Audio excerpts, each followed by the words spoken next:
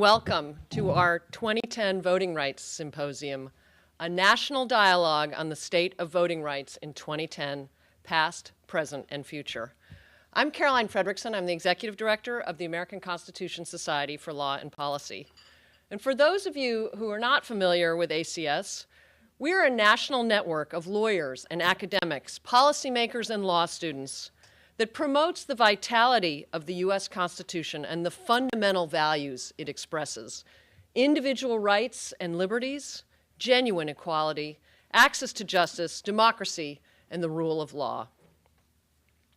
1 week after Bloody Sunday in 1965, when 600 civil rights marchers were attacked by state and local police with billy clubs and tear gas in Selma, Alabama, while they were preparing to march to Montgomery to protest voting rights discrimination, President Johnson declared that every American citizen must have an equal right to vote. There is no reason which can excuse the denial of that right. There is no duty which weighs more heavily on us than the duty we have to ensure that right. And there is no doubt that significant progress has been made since that date to ensure the right to vote for every American. But as we all recognize, challenges do remain.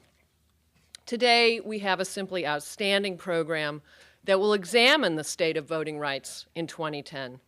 And the timing for today's program could not be more propitious, as it coincides with the recent 45th anniversary of the Voting Rights Act, the 2010 midterm elections in November, and the impending cycle of redistricting based on the 2010 census figures.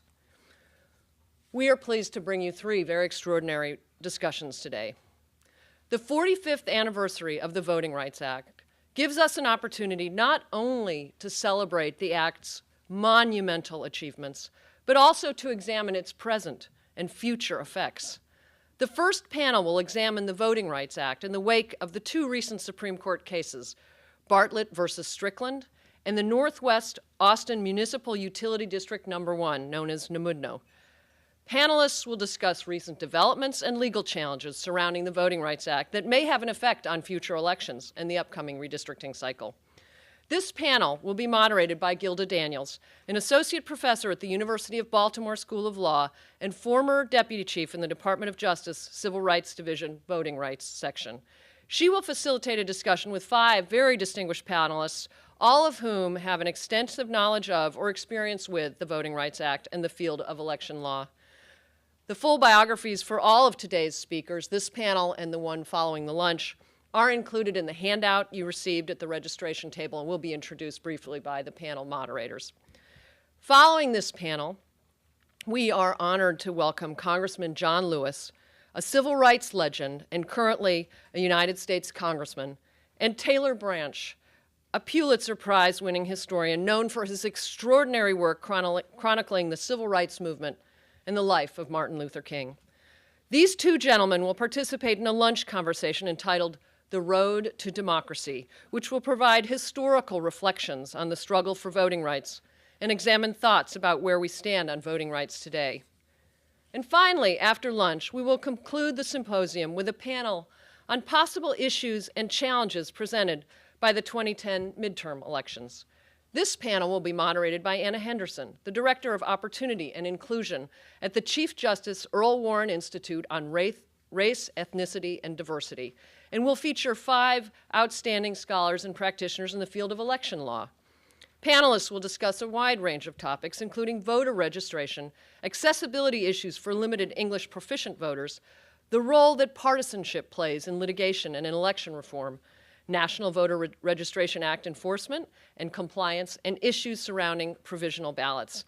We clearly have put together a very full day for all of you, and I'm sure it's going to be extremely stimulating and informative for all of us. So to get us started this morning, please join me in welcoming Professor Gilda Daniels.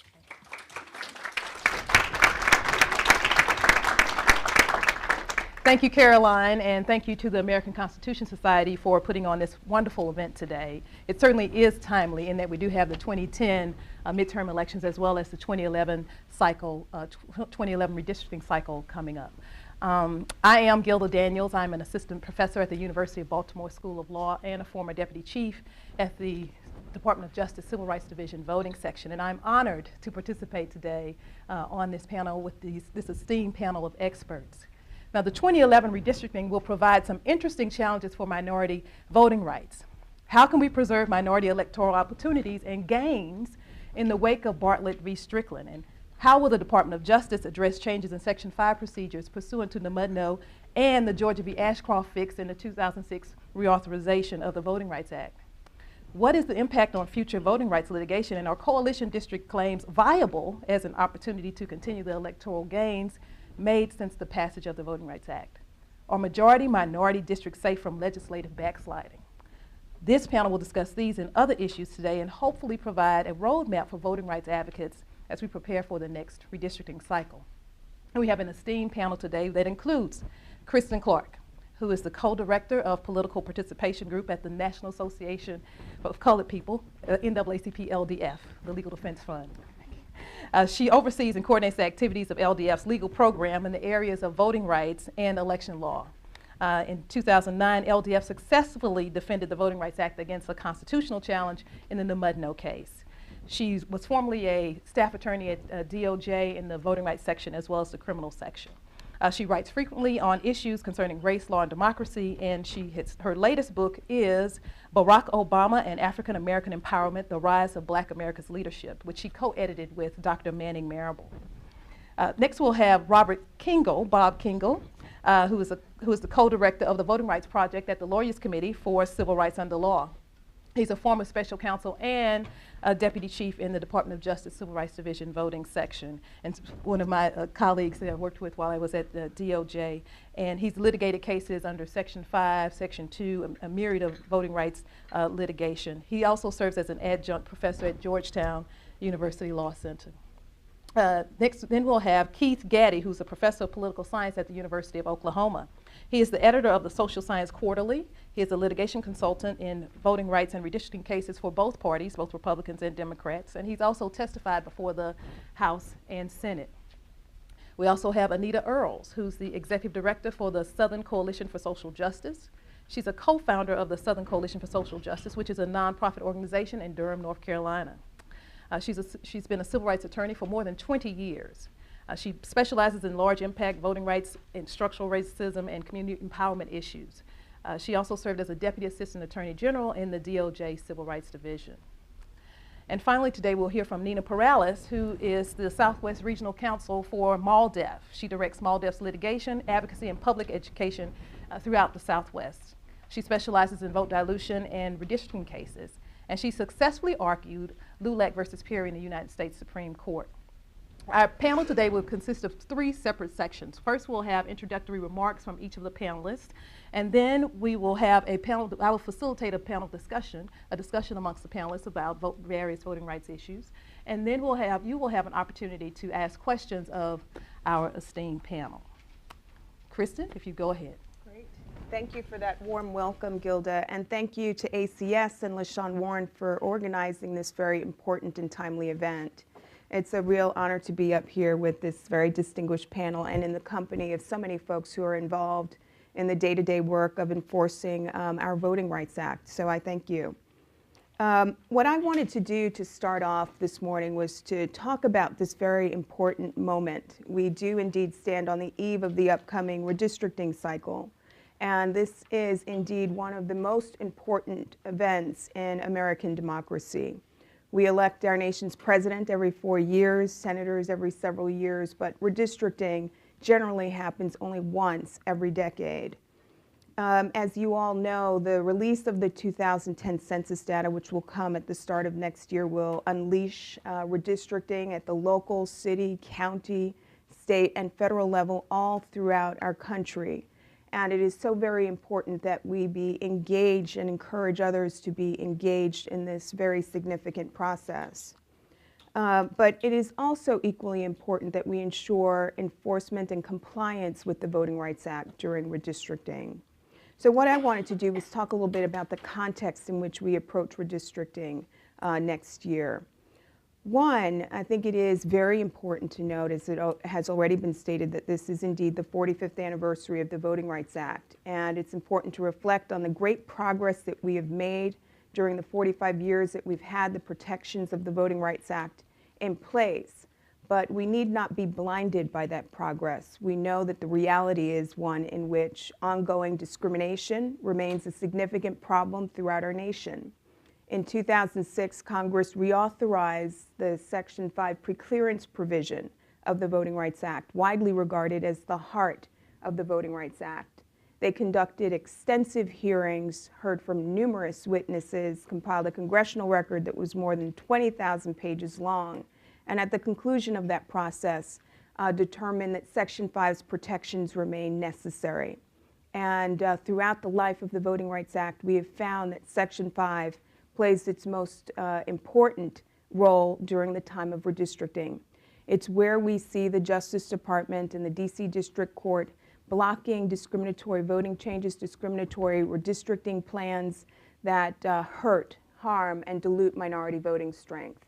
So Section 5's protections remain absolutely vital during redistricting, and Congress concluded by a vote of 98-0 in the Senate that Section 5's protections remain necessary, and renewed and reauthorized Section 5 for 25 years. But it's also important, I think, to be mindful of the fact that Section 5 is under attack. There was a case filed in 2006 that many of you are probably familiar with, Mudno versus Holder. It was signed days after former President Bush signed the Section 5 renewal bill into law. That case made its way all the way up to the Supreme Court, and last term the Supreme Court rejected the challenge, resolved the case on statutory grounds, and left Section 5's protections in place. That's a good thing. But in the last several months, there have been a number of cases filed that again take aim at Section 5 of the Act. One of those cases was filed by the state of Georgia, Georgia versus Holder, and it looks at that like that case is dying a very quick death. Another case arises out of North Carolina, a case that my counterpart Anita Earls is involved with. And there is a third case filed by Shelby County, Alabama versus Holder. The litigants in many of these cases have made clear that their goal is to indeed disrupt Section 5's protections during redistricting and are seeking to litigate these cases on a fast track. The civil rights community is very much aligned in support of Section 5 and aligned with Congress's view that Section 5's protections remain necessary. And we need to ensure that in those jurisdictions, those 16 states where Section 5 applies, that there is a complete compliance with its mandate during redistricting, that redistricting plans are drawn in ways that fairly reflect minority voting strength throughout our country. So those, I think, are two very important points to note as we go into the next round of redistricting. But you know, I also want to note the kind of role, significance of the 2008 presidential election. There are some who have, I think, prematurely begun to describe this era as a post-racial one. We've elected our nation's first African-American president, thus we must clearly have overcome the problem of race. And I think that those commentators are wrong. When you conduct a close analysis of the election itself, you see that racially polarized voting remains a part of our political reality in this country. Indeed, in many of the jurisdictions where Section 5's protections apply, Louisiana, Mississippi, Alabama, and other covered jurisdictions, it's in those places where we saw the highest levels of racially polarized voting during the 2008 election cycle. And indeed, I think these are very tense times. So we need to ensure that the 2008 presidential election is not used as a pretext to unravel the very fragile gains that have been made with respect to minority voting rights over the last several years. Finally, there are other cases that have come down from the court that others will talk about later that may indeed impact the way redistricting is carried out. Bartlett versus Strickland is one of them. And I just want to note something from Justice Kennedy. Justice Kennedy's observation in the opinion that was issued in the Bartlett versus Strickland case that I know will be talked about more later. There, Justice Kennedy observed that racially polarized voting and ongoing voting discrimination remains a part of our political reality. And I think that that's a very astute observation from Justice Kennedy, a very recent observation, and one that really needs to shape the context as we go into this next redistricting cycle. Discrimination remains a part of our political reality. And we need to ensure that we work to see a redistricting process in which plans are drawn that reflect the growing diversity of our nation, ensure that we fight back against some of the ills that we've seen during past redistricting cycles, packing, for example, where minority voters are unnecessarily packed into districts, diluting their ability to exercise influence in other places, cracking, where politically cohesive groups of minority voters are unnecessarily fractured, and ensure that in those areas that have experienced significant minority population growth, that the line drawers are working to draw and create new districts in those areas, be they majority-minority districts, influence districts, or coalition districts. So I'll conclude here, but I think, it is also so very important that we create an incentive to comply with the Voting Rights Act.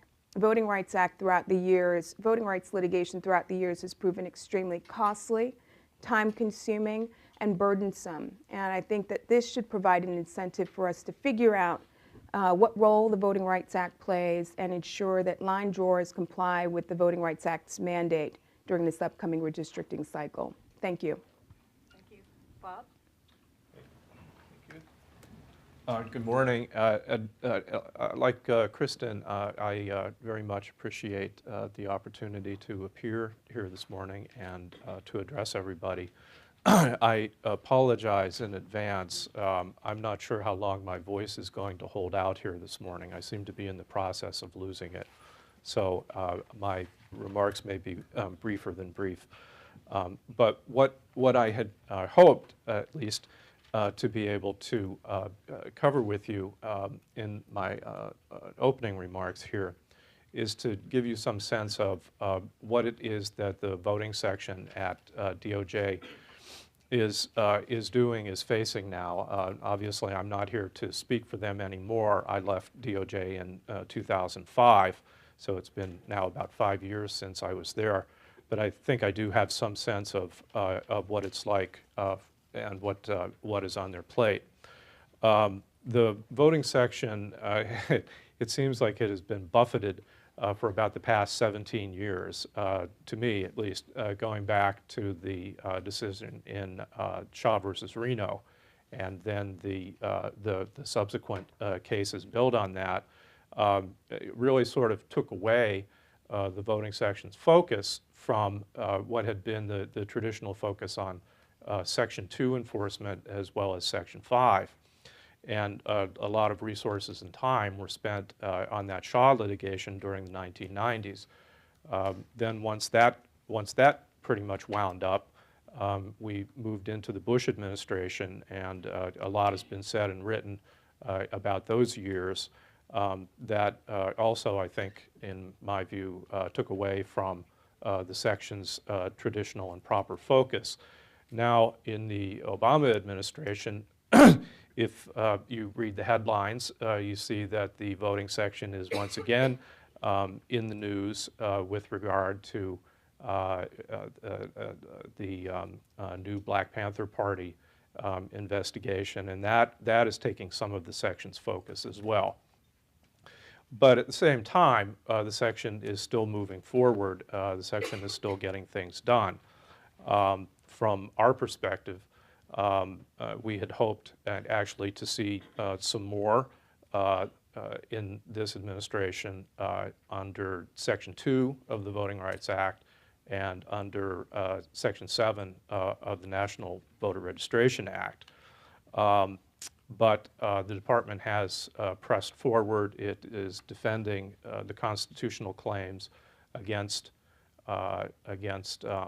Section 5 of the Act that Kristen referred to, and there have been a series of Section 5 objections, and the section has been active under UOCAVA as well. That's the Uniform Overseas Citizen Absentee Voting Act. I think that's the title. But there's a focus on the upcoming redistricting, and so the section department are doing several things. One is that they are ramping up hiring. There had been some change in the hiring focus during the Bush administration that led to a downsizing in the staff devoted to Section 5 submissions. I think that's being turned around, and that staff is now being built up and trained. Attorneys and management positions have been advertised, and I believe they're in the process of being filled now. So this is geared toward having the staff ready to deal with the deluge of redistricting plans that will begin coming in. There are proposed amendments to the Section 5 guidelines that have been published, and there's been a comment period on that. The Lawyers Committee has submitted some comments on those. The section is also following up on bailouts that are a consequence of the Mudd decision, the Namudno case.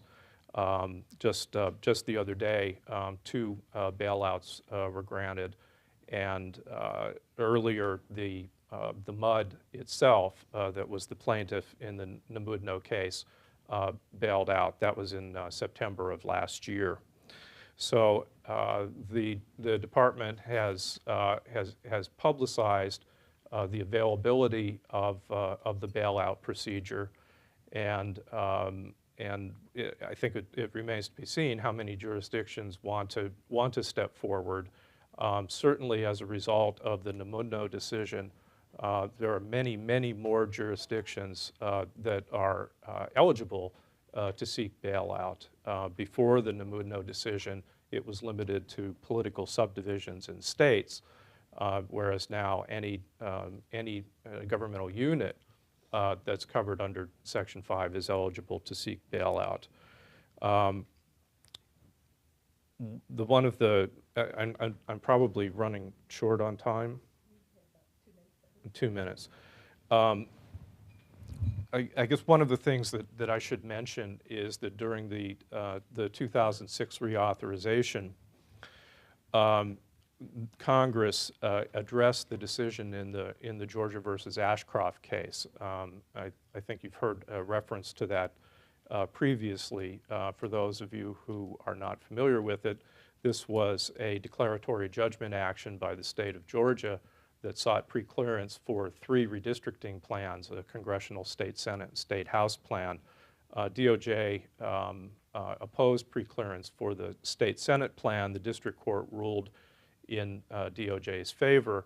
On appeal, the Supreme Court found that the district court had not properly considered whether influence districts fit into the equation. It had looked at districts where African American voters were able to elect candidates of their choice, but had not considered influence districts where African American voters wouldn't be able to elect candidates of their choice, but at least arguably could influence the outcome of the election in some way. So the case was, the decision was vacated and remanded to the district court. It was dismissed before it went on to further decisions. But in looking at that decision, Congress amended the language of Section 5 to clarify that the focus of Section 5 is on the ability to elect preferred candidates of choice, was the language that was used. And so that took away from the influence district calculation that the Supreme Court had interpreted Section 5 to contain. That really hasn't been addressed in any litigation so far, but I think that was the intent of Congress. One thing that I would want to clarify about that is that in using the term influence district, you're not necessarily talking about any district that would be below 50% in terms of the minority voting age population or effective voter population. The court identified what were called coalition districts or opportunity districts. There are districts where there is some white crossover and you're able to elect a minority candidate of choice, is not necessarily a district that's over 50%. That's cognizable under Section 5. I see my time has run out. Thank you. Bob, I'll see if I can make up the slack here real quick. First of all, my thanks to the ACS for the opportunity to be here and to be on this distinguished panel. It is excellent company. I'm not a lawyer. I come here as a political scientist who has an interest in the Voting Rights Act from a historical perspective and from an intellectual perspective, and as someone who has an interest in electoral systems from an intellectual perspective and as a mechanism to ensure access and efficiency in translating the public's preferences into government. To that extent, I'm going to speak a little of bad news and a little of good news as I see it, which is that when I look at the Namudno decision and the environment we're in right now, Namudno is a warning signal from the Supreme Court, which is a laggard court. It is a court that doesn't represent any majority in the current political environment. It represents a past ideological political majority. But it still has tremendous constitutional authority over Section 5. And when I look at the Namudno decision, I see in that decision and in Clarence Thomas's partial dissent a rough draft of a decision that would have overturned Section 5. And when I look at the cases that are coming down the pike, Shelby County in particular, I see a challenge coming back at the Supreme Court and a situation where we could see Section 5 overturned, or we could see Section 4 overturned. Now, this is not the only signal coming from this court. This court has made similar signals in campaign finance, in the Citizens United case, which is one of a series of signals regarding campaign financing in the United States. It has made signals on aspects of the rights of the accused. Since the mid-1990s, we had a series of conservative signals out of the court of the direction they were going in, and we had these on voting rights as well. There is nothing new in Justice Thomas's dissent that he has not been saying since the 1990s. There's a shame in this situation, which is that Congress was presented with an opportunity in 2005 and 2006 to look at these potential remedies and to address these potential defects and to address them in law. And Rick Pildes sat next to me in front of the U.S. Senate and made a very strong argument for revisiting the design of the trigger, for revisiting bailout in order to keep Section 5 viable. My recent book with Chuck Bullock, Triumph of Voting Rights in the South, documents tremendous gains in voting rights across the South. But those gains are variable. There are parts of the South that are still in desperate need of Section 5. They need even more Section 5 than they're getting, more than likely.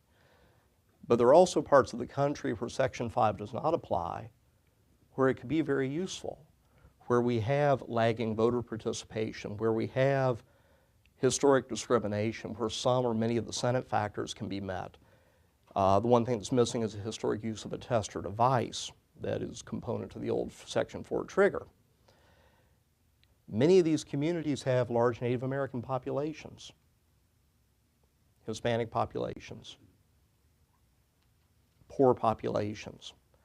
But the law at present does not allow us to examine changes in their voting systems and ascertain if discrimination is going on. That opportunity was missed. Now, the reason I bring this up is that if Section 5 is overturned by the court, it couldn't come at a worse time. Forgive me if I seem like Cassandra here, but there is a nationally divisive politics at work. You all live in it every day. We see it out in the heartland, also out there on the plains, where states' rights has been re-legitimated as a political philosophy, as a theory of government in the United States. There's talk of re-examining the scope and application of the 14th Amendment with regard to citizenship. This quiet rehabilitation of the rhetoric of states' rights challenges the authority of the national government to take emergency action where needed. And it takes advantage in part of some deemed magical authority that exists under the 10th Amendment and largely seeks to intellectually ignore the Reconstruction amendments that are so important to voting rights. I'm very scared and worried over the challenges that are coming, in part because steps could have been taken to preempt them. There are things that could have been done in legislation, in creatively developing a new Voting Rights Act that preserved the gains of the past and also set us up to deal with the challenges of the future. And I don't think that can happen in the coming Congress. I don't think the will be there or the willingness. If anything, we may end up with a majority that wants to go in a very different direction. Okay, so there's the bad news. Forgive me for the wet blanket. Here comes the good news. The good news is that there are creative things that can be done with electoral systems that are now being done that can achieve minority access to the electoral process and help get past the Bartlett problem, which is that we look at alternative voting systems. We look at multi-member districts with the use of cumulative voting systems to elect lawmakers, to elect commissions, to elect councils. And we assure that in designing those, they will meet a standard of performance where representatives of choice or candidates of choice can be elected. Actually, Peyton, it's funny, the last time I saw you was up in Port Chester. Little Case Village of USC Village of Port Chester, a little village of 25,000 people is challenged under Section 2 by the U.S. Attorney. This 2-square-mile village is presented with a remedy of 6 single-member districts in a 2-square-mile area. But the demographers disagree over the ability of the district to meet a majority-minority in the electorate. So the judge takes up the village on their offer to put a cumulative voting system in, along with voter education, bilingual ballot information, which Westchester County was already under a memorandum of agreement, I believe, to provide these materials in any event. That system goes into force. It elects the first Latino representative to the village council. It also elects our African-American representative, which brings more diversity onto the 6-person council than had ever existed in the past. It is permissible in state legislatures, it is permissible in city governments, it is permissible in county governments, school districts to use these remedies. They can perform, they can work. And the principal advantage they have is, in the village of Port Chester, it allowed the vast majority of Latino voters in Port Chester who lived outside the proposed single-member district to vote and elect a representative of choice. So alternatives exist, and they are being tried. And my hope is that we can seriously consider advancing these kind of remedies, either affirmatively or as solutions in litigation where they can apply. Thank you. Anita? Good morning. I also want to thank the ACS. I want to assure you that we are continuing the establishment of a chapter in North Carolina, and we really appreciate all the work that you're doing throughout the country. It's also really gratifying to me to see so many friends and colleagues in the audience, including one of my former students at UNC Law School, so that's very gratifying. In light of what's been said already, I'm going to just focus on a couple of things. I want to say a little bit more about the implications of the Bartlett case for the next round of redistricting, and then give you a picture of what I see going on primarily, my view is from the South, but I think more broadly in the areas of the country where minority representation is a crucial issue. What's going on right now to prepare for the next round of redistricting, and then talk a little bit about some positive steps that I think, including some research that could be done, but some positive steps that can be taken. So the implications of Bartlett. I think it's important to remember that the Supreme Court said that if a jurisdiction wants to draw a district that empowers minority voters but is less than 50% minority, they can still do that.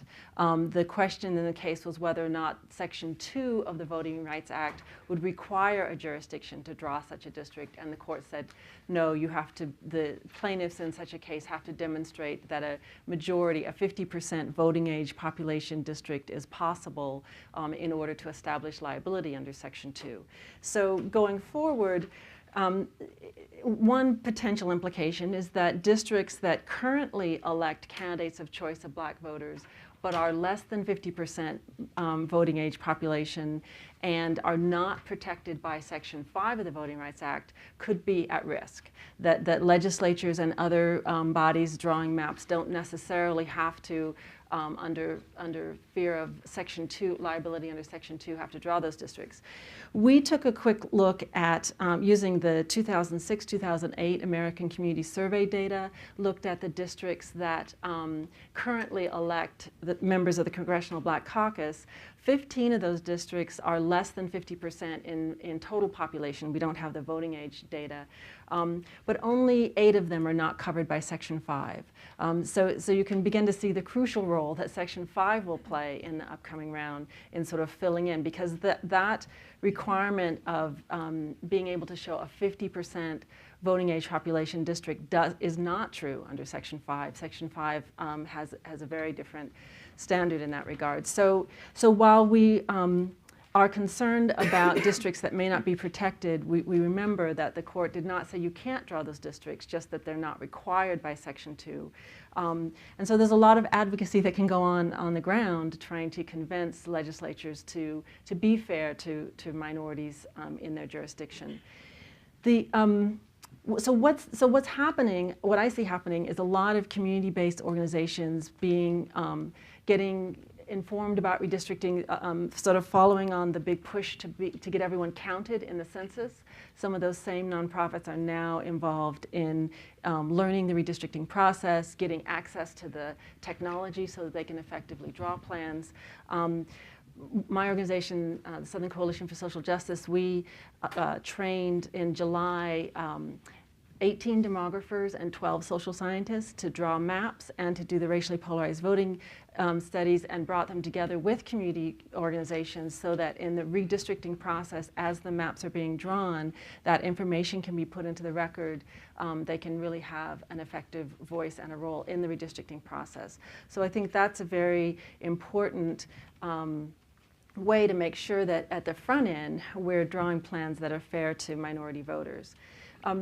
In terms of what we can be looking at now, and I mentioned the research question, I think it's very important to look at what litigation has been successful in the past in challenging redistricting plans. When you talk to the people in state legislatures who have to actually draw these plans, the general sense is we're going to be sued no matter what we do. And you can look at the number of states who were sued after the last round of redistricting, and yeah, the data kind of supports they're going to be sued. But I think a more important question is what kind of challenges will be brought, and what challenges are successful in actually blocking or changing redistricting plans. And I was just at the National Conference of State Legislatures meeting in Providence where Kristen spoke, and one of the questions that came from the audience was, well, why have there not been any successful Shaw challenges in the past 10 years? And I think that's an important question because it's true that there haven't been as many successful Shaw challenges.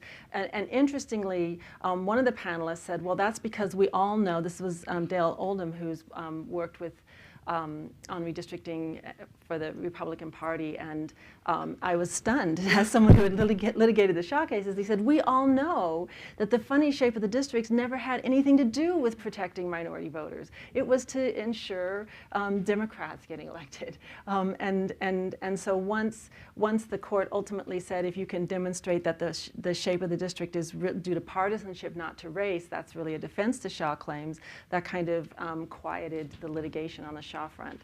But I think that's an important question. What legal theories, what challenges are likely to be successful? That's what we should be paying attention to as we go into the next round of redistricting. And the final thing I'll say is that there's been some I think, very significant and important research done recently coming out of the state of Florida about the impact of compactness And when you have compactness as a criteria for drawing districts, what does that mean? What they found was that it clearly means that there's a partisan bias and that you end up drawing disproportionately more Republican districts than Democratic districts. And to the extent that that then has an implication for minority voters, that's important. And part of the reason for that is because the urban Democrats and minority voters are more concentrated, residentially concentrated in urban areas, whereas in the rural areas you actually have more of a mix of both Democratic and Republican voters. So in Florida they found they drew over 200 plans and they still couldn't get one that didn't favor Republicans using the data from the 2000 election as their measure of who's Republican and who's Democrat. So I think understanding the impact of these supposedly neutral sounding redistricting criteria that actually have a partisan bias and then have implications for minority representation is an important thing going forward. Thank you. Nina? Thank you. Thank you very much. Whoa, I can't use the court voice. Thank you very much to ACS and to LaShawn Williams and the ACS leadership and staff for having me here. It is always a huge honor and a huge presence to be here and to see so many folks I don't get a chance to see because you never come to San Antonio. So think about it. It's beautiful, the Riverwalk. It's a lovely place. I'm going to talk a little bit about the Latino perspective on the upcoming redistricting round and hopefully weave it in a little bit with what's been said so far. I have to start with a frame for looking at redistricting from a Latino perspective, and that's demographic growth. I want to share with you a few key facts about Latino demographic growth so that we're all on the same page here. It's important not just to see who is eligible now to vote within the Latino population, who now is over the age of 18 and is a United States citizen, but also what's coming. And I think folks on the conservative side are very, very conscious about what's coming. And this is driving a lot of what's going on right now in the area of Latinos and voting. So right now there are an estimated 48 million Latinos in the United States. That's about 15.8%, 16% of the population nationwide. But obviously in other areas it can be much higher. So the latest estimate of Latino population in Texas, where we have of course always been a minority, is that Latinos are now 37% of the population in Texas. It's a very big number. And I'm very proud to say that my daughter's cohort in school, she is a first grader, is the first cohort or the first group of children moving through the public school system that is majority Latino. So since she's 6, you can see that in 12 years, the graduating high school, not 12, what am I saying? Yes. In 12 years, because he's in the first grade. I'm like, this is my numbers guy. That's right. In 12 years, he can add way better than I can. 12 years, then the graduating high school seniors in Texas will be majority Latino, right? That's a really big deal. Most Latinos were born in the United States, despite all of the anti-immigrant rhetoric and everything you're hearing if you flip around on the TV stations. Most Latinos are born in the United States.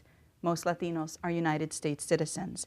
About 73% of all Latinos in the United States are U.S. citizens. And then the remaining proportion, of course, is a mix of people who are here with permission, legal permanent residents, and other authorized immigrants, and then, of course, a smaller group of unauthorized immigrants.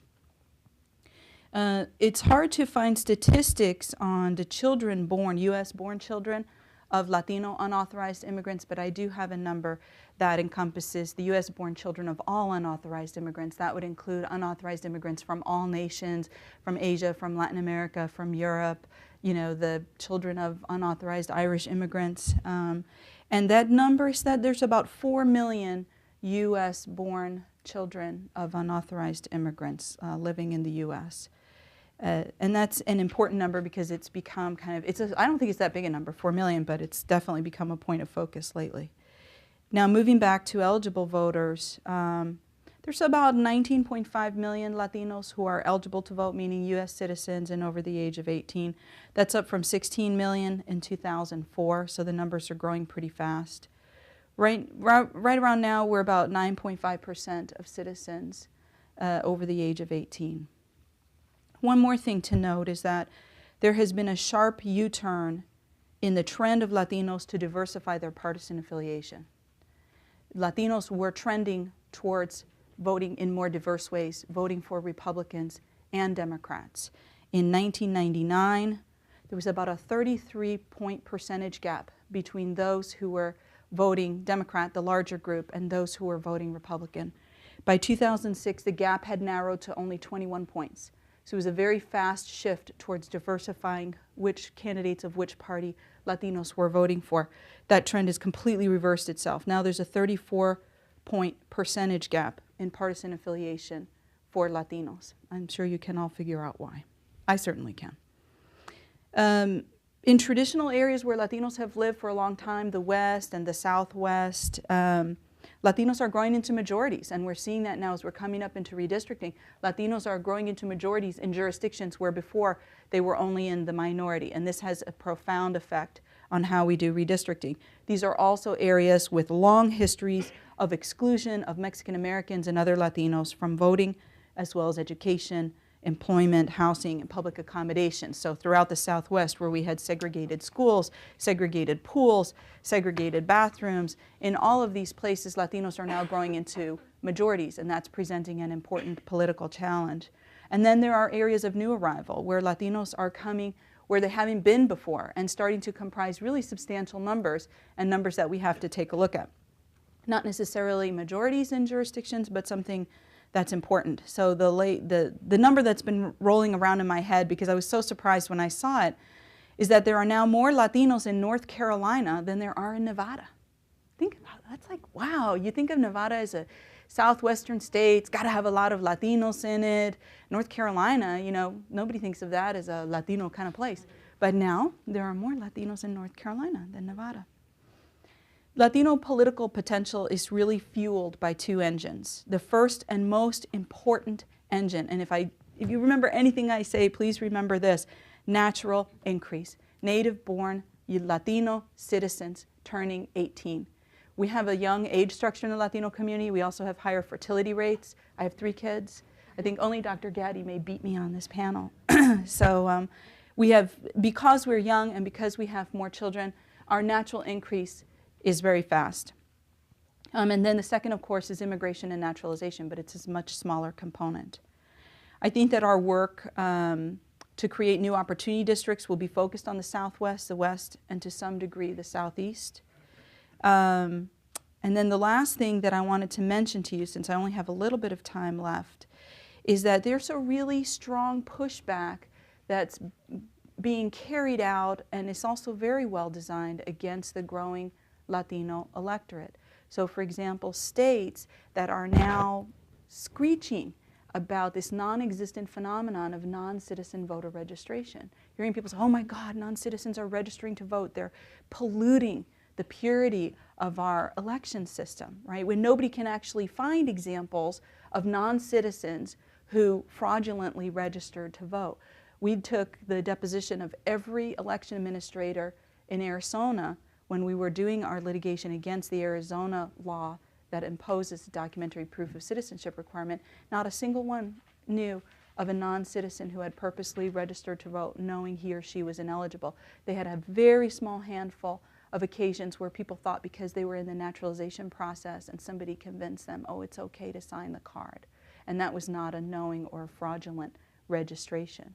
But we do have this sort of heated up rhetoric about non-citizens registering to vote. We've got to put, we've got to put stops on that by requiring either naturalized citizens or others coming in newly into the electorate to show paperwork to show that they're citizens. This creates barriers to registration. This is also now a new thing that they're doing in Georgia, which was the subject of Georgia v. Holder.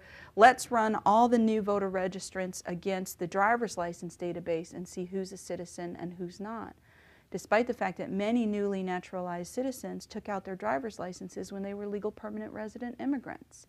And so whatever data is in the driver's license database, when the person showed the green card as proof of authorized stay or proof of identity, it goes into the database as, oh, this person is a legal permanent resident. 2 or 3 years down the line, when the person naturalizes and registers to vote, This should be a smooth process. You naturalize, you're waving the little flag, you're taking the oath of citizenship. It's one of the proudest moments in people's lives. The first thing somebody wants to do is exercise their constitutional right to vote. Next thing you know, they get a letter saying DPS, or the Department of Motor Vehicles, says that you're not a United States citizen. Come in and prove it. So these are all ways in which we're seeing a pushback. And then finally, of course, the attack on birthright citizenship. I need not say more, except that these things are always prefaced by talking about the growth of Latinos demographically. You will always hear discussions about the growth of Latinos and immigrants in the United States before somebody opens their mouth and says, take away birthright citizenship. Thank you. Thank you, Nina. Now we have an opportunity to talk amongst ourselves and pretend they're not here. But as Anita also said, it is wonderful to see former colleagues and persons who are involved in the struggle to continue to enforce voting rights in the Voting Rights Act. I just want to ask each of the panelists questions based on their presentation. And the first question is for Kristen. How can we use the insights or admissions that Justice Kennedy had in the opinion regarding racially polarized voting and the persistence of racism in the electoral process to our advantage? Well, I think it's really important to remember that, again, we can't make any blanket assumptions from the 2008 presidential election and the victory of Obama. It's, of course, a very proud moment, I think, in American democracy. But the reality is one in which racially polarized voting, ongoing examples of voting discrimination prevail in many communities throughout our country. And we've got to remember that redistricting happens at the local, city, county, state, and federal levels. And so we've got to really drill down to what's the situation in your community.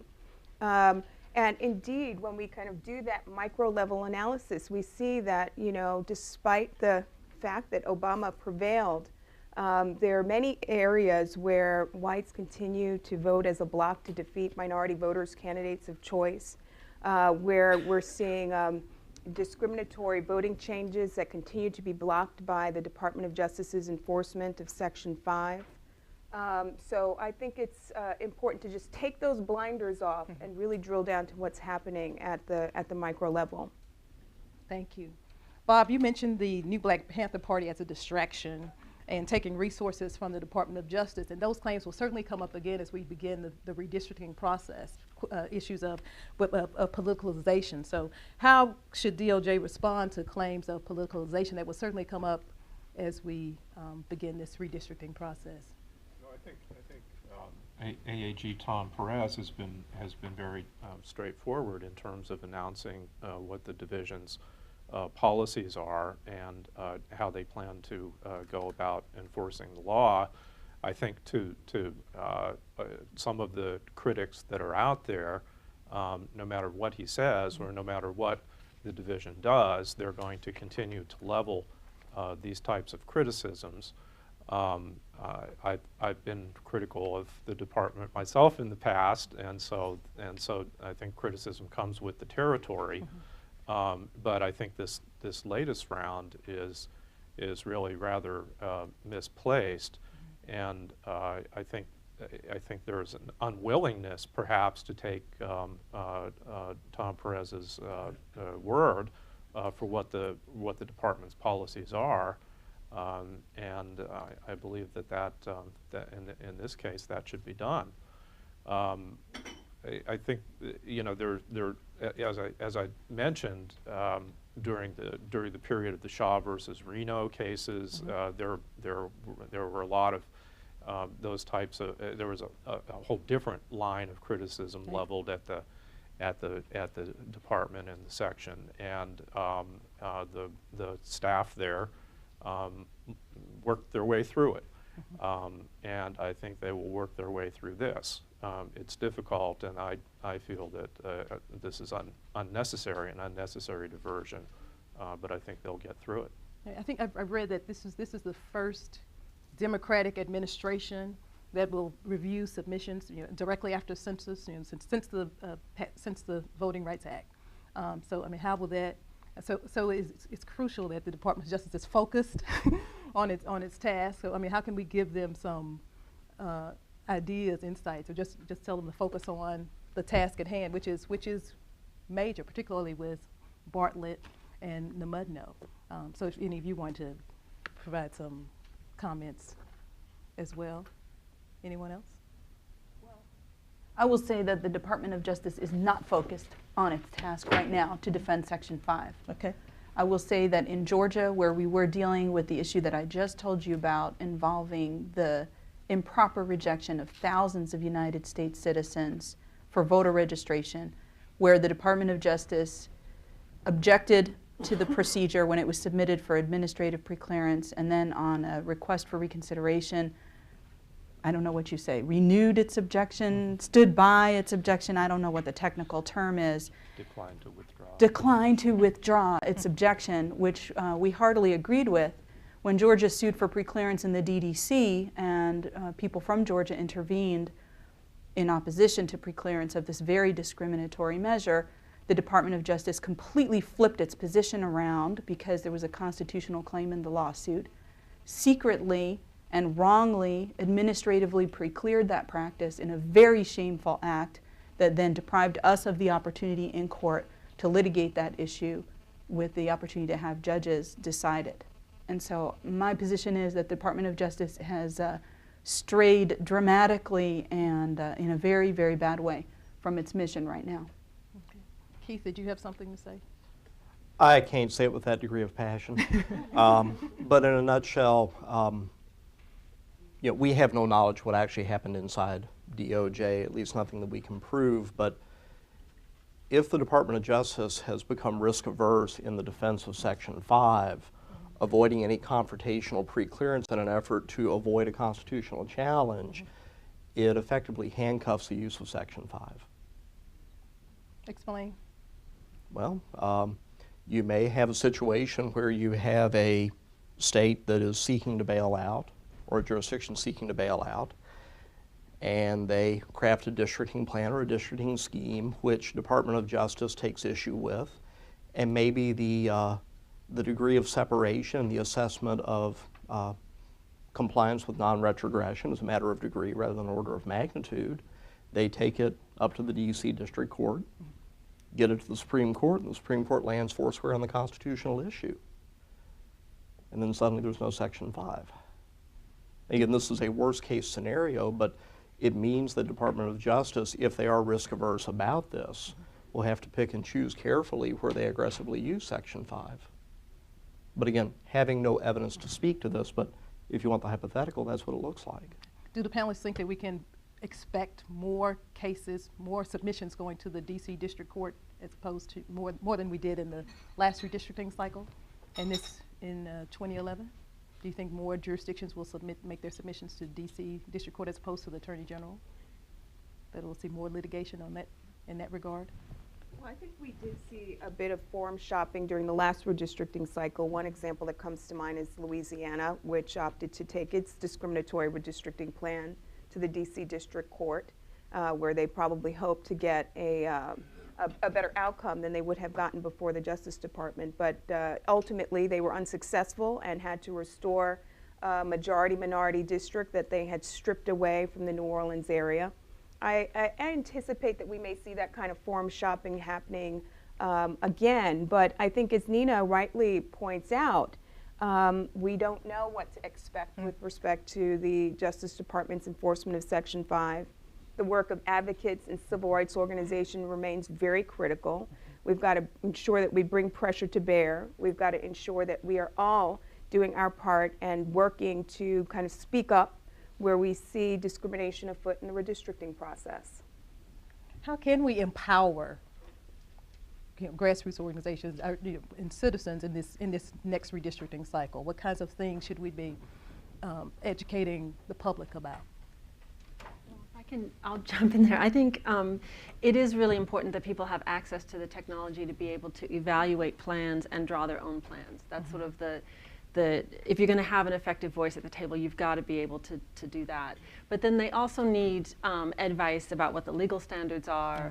And I think in addition, the social science research that will both say where racially polarized voting is strongest in their areas, as well as what other factors impacting the ability of minorities to participate in elections needs to be a part of the record, needs to be sort of available to them. So it's not as, I mean, part of it is going out and letting people know about the redistricting process. Part of it is advocating for transparency in redistricting, for public access and public hearings.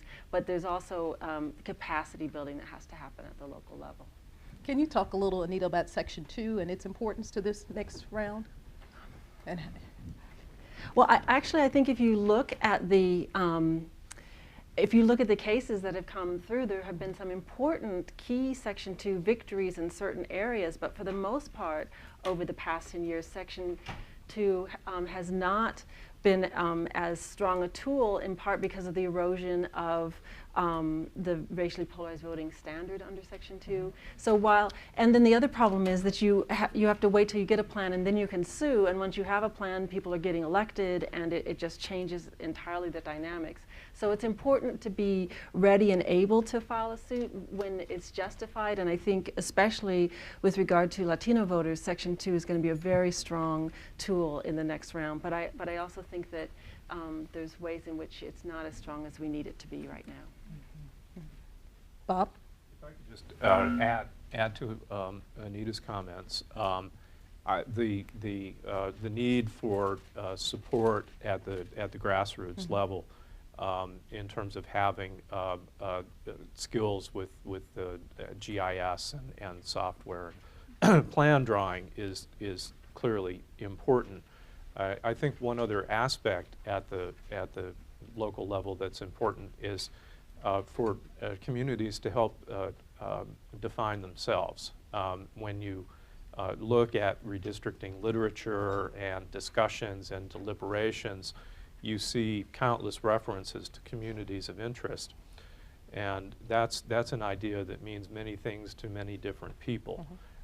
But I think one of the things that a community, a minority community, or others can do is really help define themselves for the redistricting process, to put before the decision maker what it is that makes them a community that needs to be respected during the process, not to have district boundaries run down the middle of their community and place them into separate districts.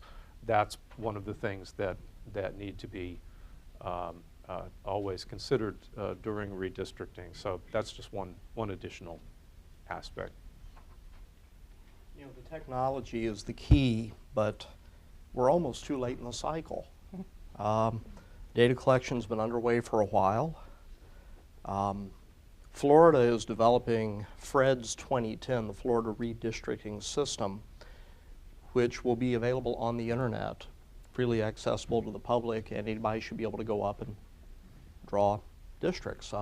Michael McDonald over at Brookings has been working on a web-based application to be used around the country. And I know in several states, some of the states where I'm currently retained, there's investigation of trying to create a publicly available system in order to bring the public in general more fully into the process. The technologies are very easy to use now. It's almost point and click when you get into these systems. But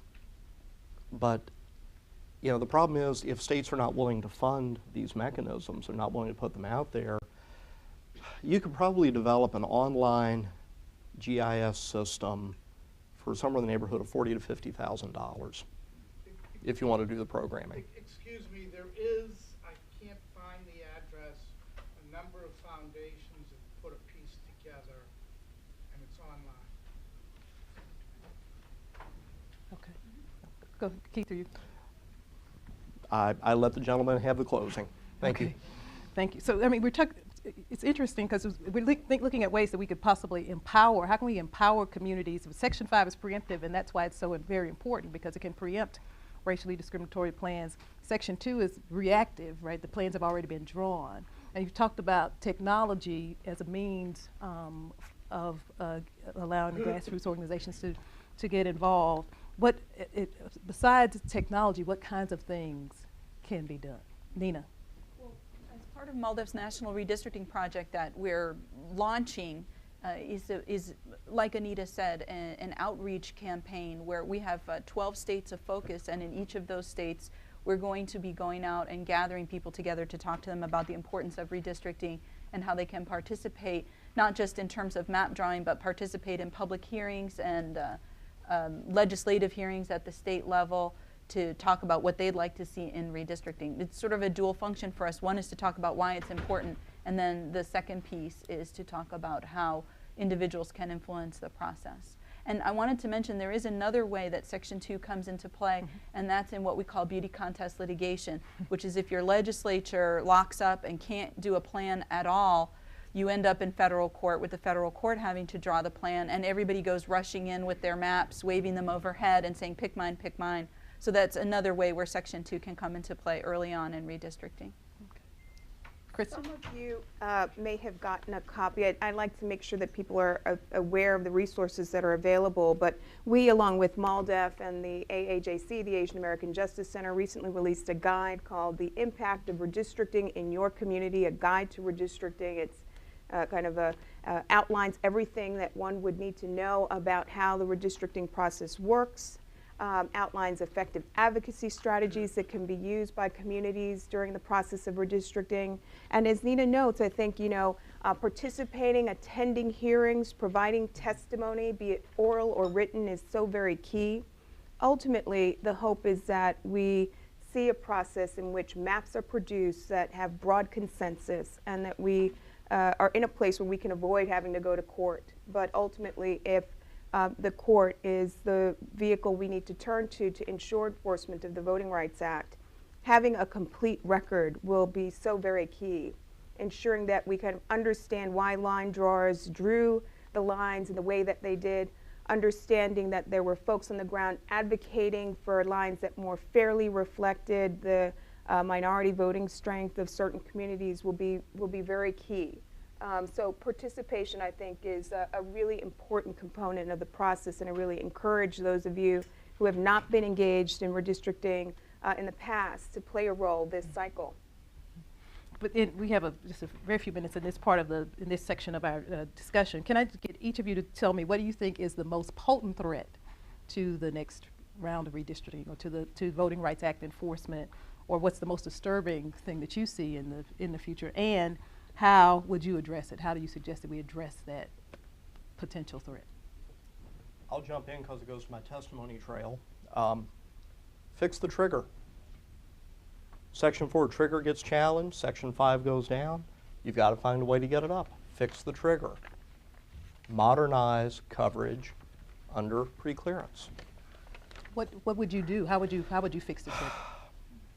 Well, one thing we're seeing is I want to try and be brief here. One thing we are seeing, part of this goes to the issue of bailout. We are starting to see an increase of bailouts around the country. But examining jurisdictions that have a good record of performance, allowing them to bail out in terms of local jurisdictions or county jurisdictions, and then having a rolling trigger based upon rolling participation. As you have voting and voter participation going up and up and up, as long as it sustains itself, you are out from under coverage under Section 5. But if you backslide, you come back in. So what you do is you monitor. You trust, but you verify, to go back to the old disarmament language, trust but verify. So you watch, you watch, you watch. Just because you get Section 5 preclearance doesn't mean there's not a problem with the map. The LULAC case, that's a pre-cleared map. And we end up with, 6 districts that get thrown out or get redrawn in southern Texas because of problems in part with Section 2 of the Voting Rights Act.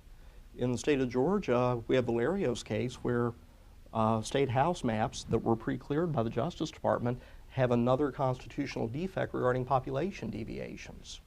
Just because you clear Section 5 doesn't mean that your map's in the clear. So we have to monitor and be vigilant. Okay.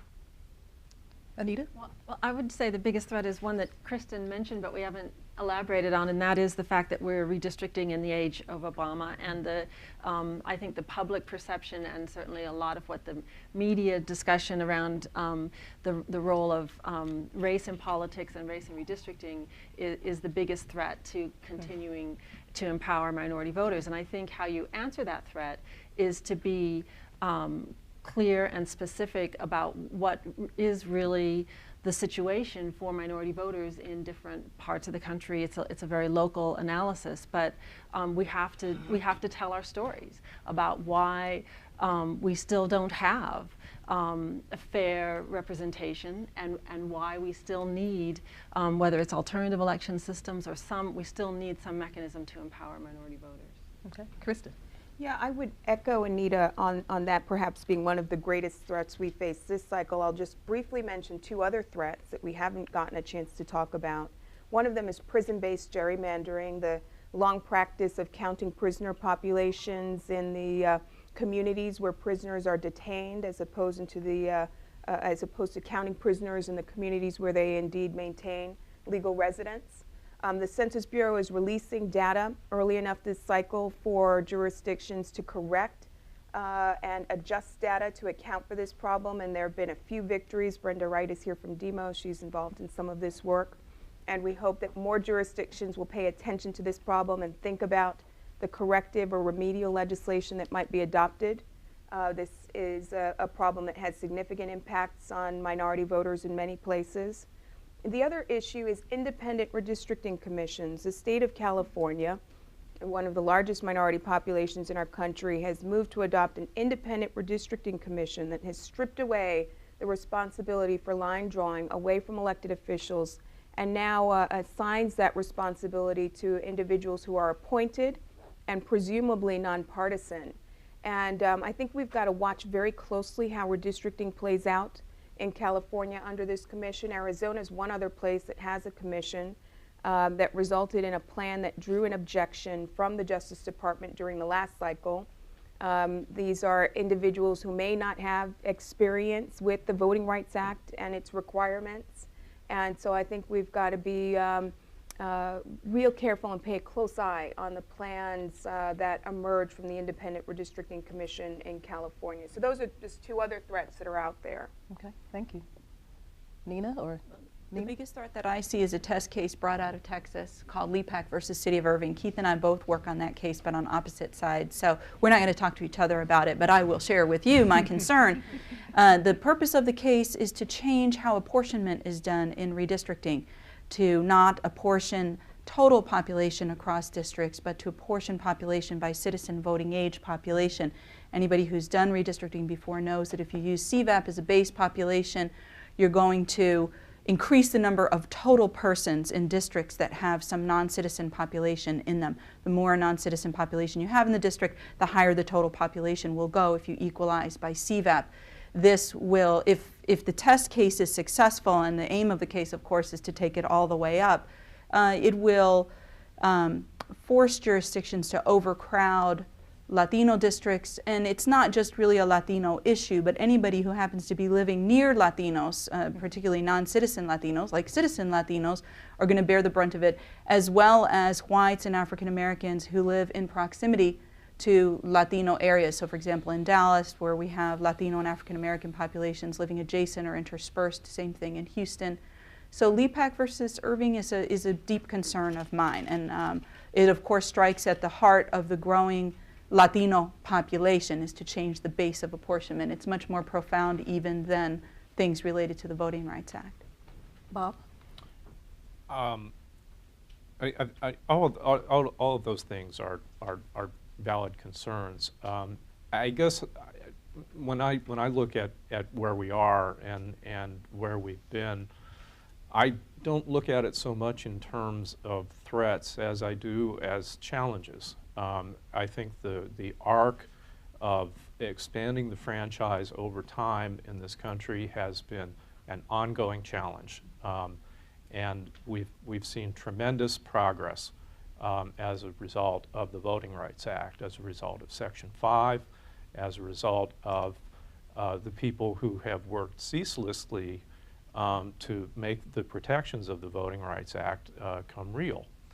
And now we're seeing pushback. There was pushback against it when it was enacted. There were attempts to challenge the Voting Rights Act when it was passed. There's always been pushback, but there's been a great deal of progress. Now we're in the position of attempting to protect the progress that's been made.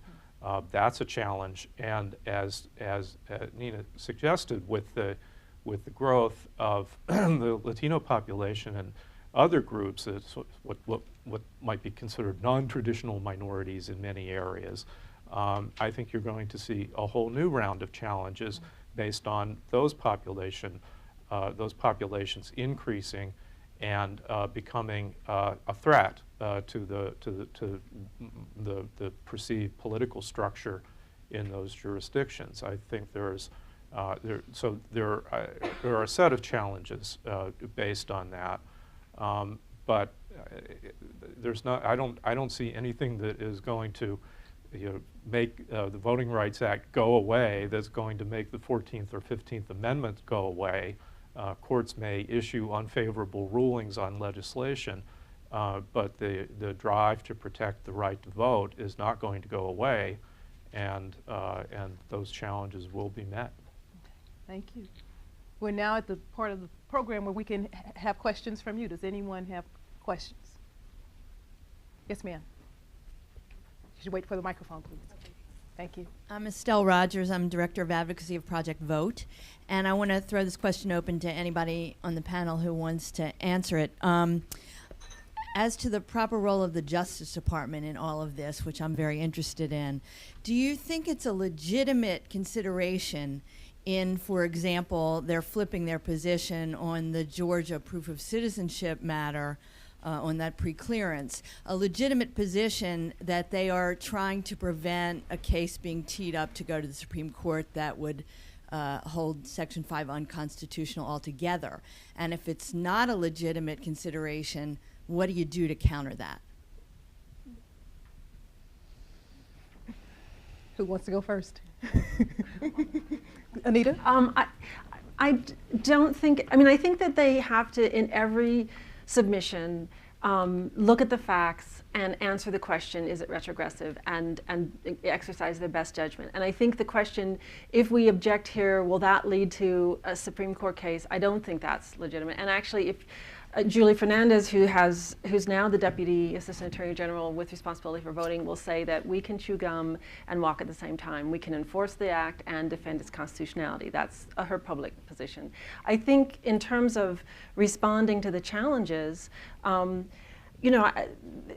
we'll see whether the existing challenges, I don't think they will get there in time prior to this round of redistricting. We'll see whether the Supreme Court ultimately, when it gets one of these cases, has the stomach to overturn Section 5. But I think until they do, the department has to enforce the act vigorously. To build on what Anita said, there are two reasons why it was shouldn't have been a consideration here.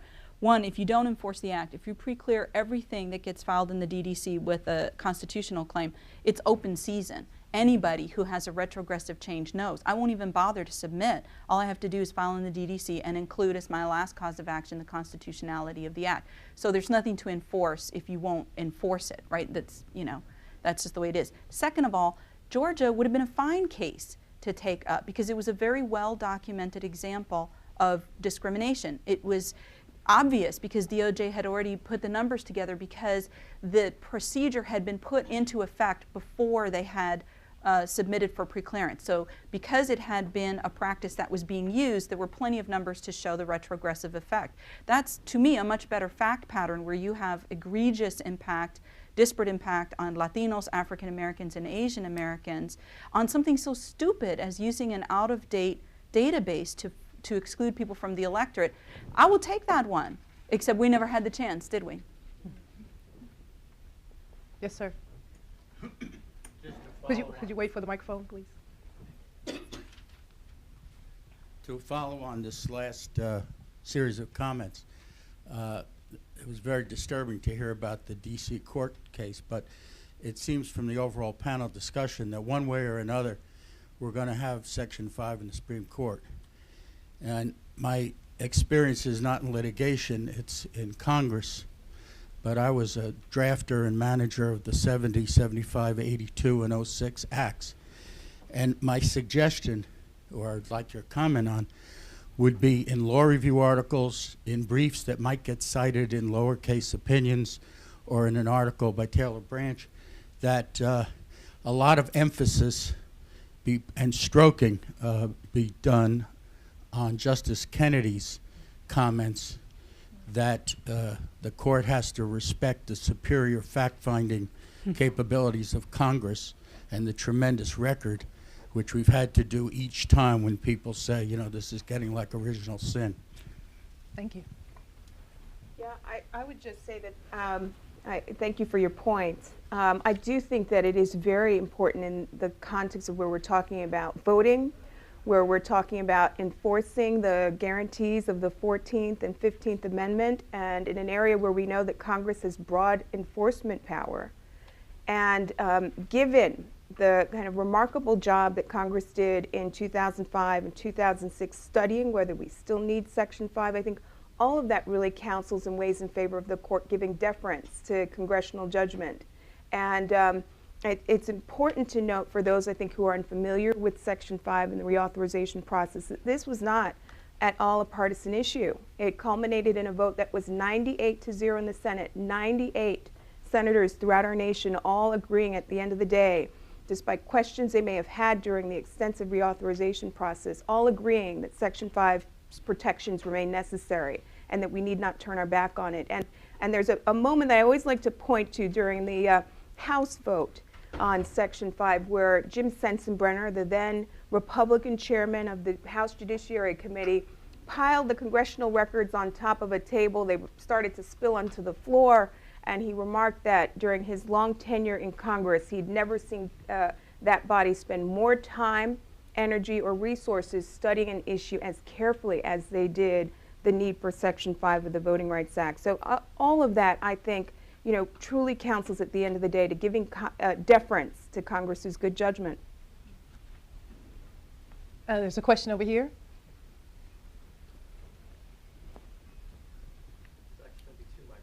I apologize. I have my question is to Kristen Clark, and it's about the subject that was raised previously about the new Black Panther Party. There have been allegations, Ms. Clark, that you had sought the dismissal of this case, and you approached department officials about this. I was wondering if you could talk about that. And second, why is it you decided to champion the new Black Panther Party case at all? There is a deposition statement that I believe you can find available online, where I made very clear that I have no role or involvement in that case whatsoever. My job at the Legal Defense Fund entails enforcement of Section 5 and Section 2 of the Voting Rights Act. Right now, the Legal Defense Fund is focused on gearing up for the upcoming redistricting cycle. We are focused on defense of Section 5 in the Shelby County, Alabama challenge, and that represents the vast majority of the work that we do at LDF. I'm sorry, we have other questions. Can we have any other questions? Yes.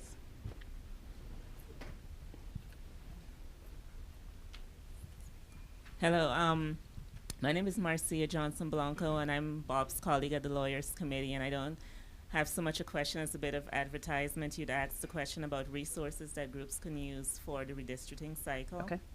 And I wanted to mention that we're in the process of launching a searchable index of all of the objection letters that DOJ has submitted from the beginning of the Voting Rights Act, including during redistricting, so communities can look at what types of plans drew objections in past redistricting cycles. So it will be accessible through your website? Accessible through the website. Okay. Other questions? We explained everything so well. Yeah.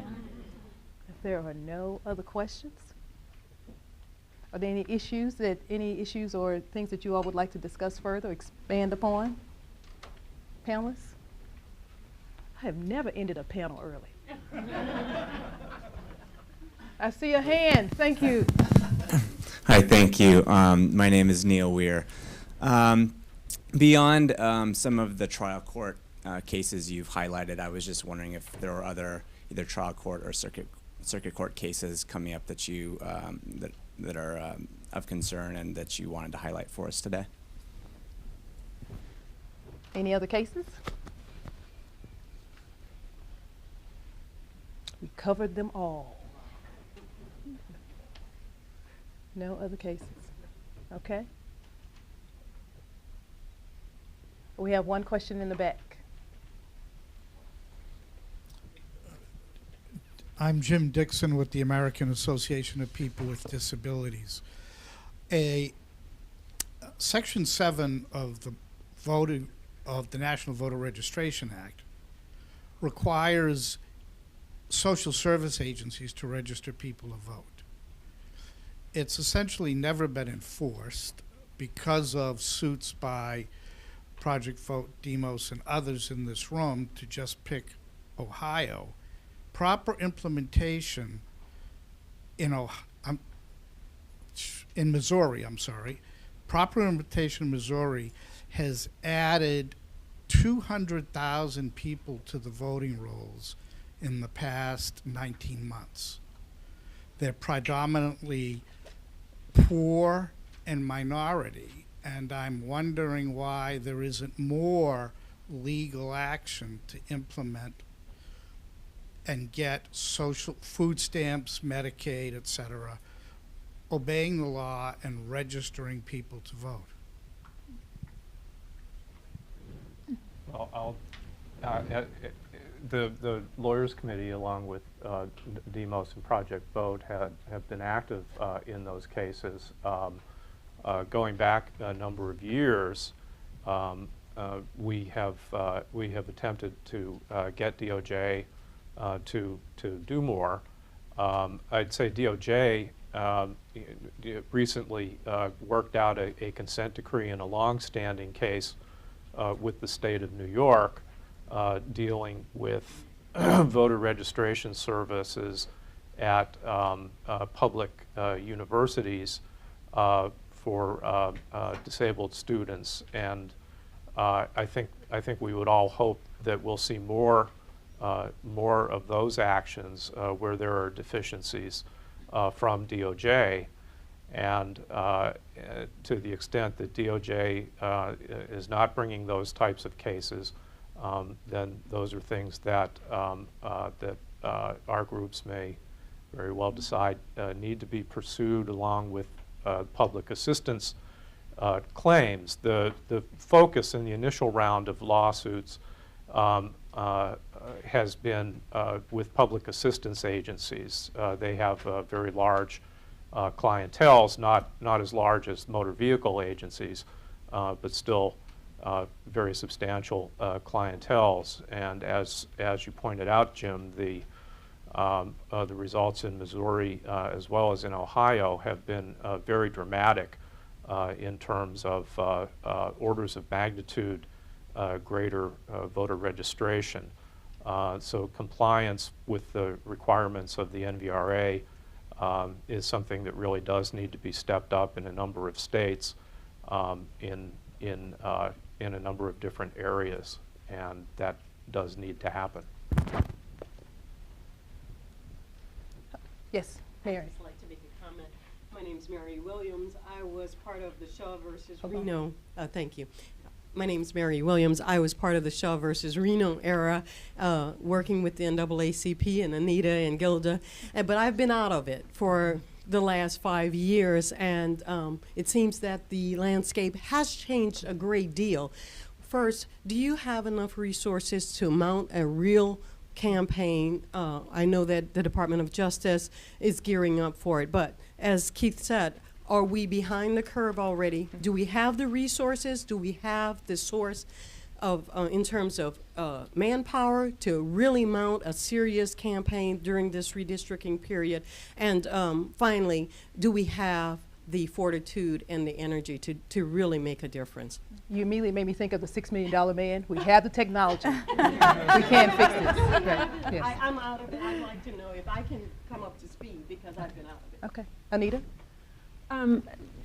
Maybe every executive director of a nonprofit has to say this, but I will say no.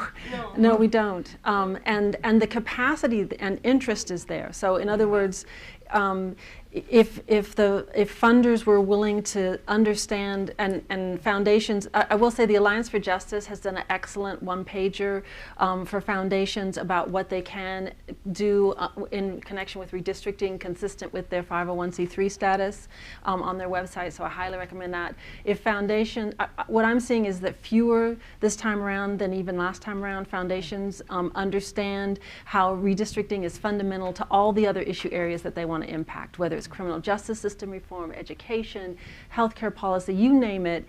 How the districts are drawn and who gets elected impacts their ability to have policy role on those issues. And I don't see enough foundations being willing to understand the importance of nonprofit and community-based organizations being involved in redistricting. And part of it, I would say, is because of what Kristen brought up, this independent commission notion.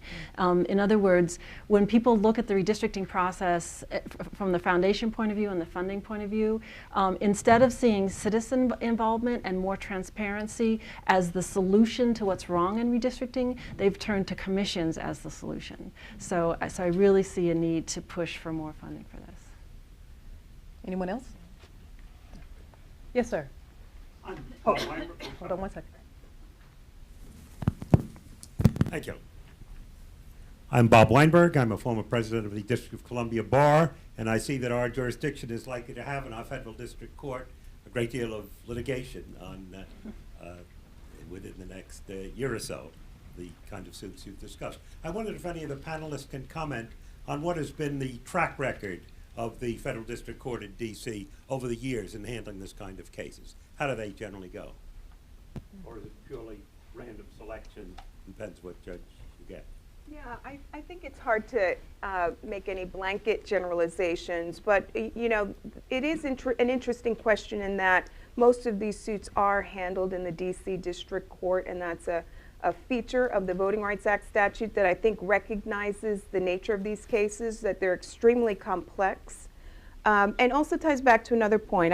I want to end on a more optimistic note. I think that if we work together and can get line drawers and the public on the same page about what the Voting Rights Act requires, that we can, at the end of the day, end up with a redistricting cycle that's not as litigious as what we've seen in the past, and end up with redistricting plans that you know, truly provide real opportunities for minority voters to elect candidates of choice. There's a study that I know Anita's familiar with that ranks cases by complexity that are brought in federal courts, and voting rights cases rank 4th on the list of cases of by complexity that are generally brought in federal district court. I think that should provide an incentive for us to get it right the first time, so that we don't have to end up in a situation where for years we have redistricting plans frozen in an endless process of litigation. Bob, you have the last word.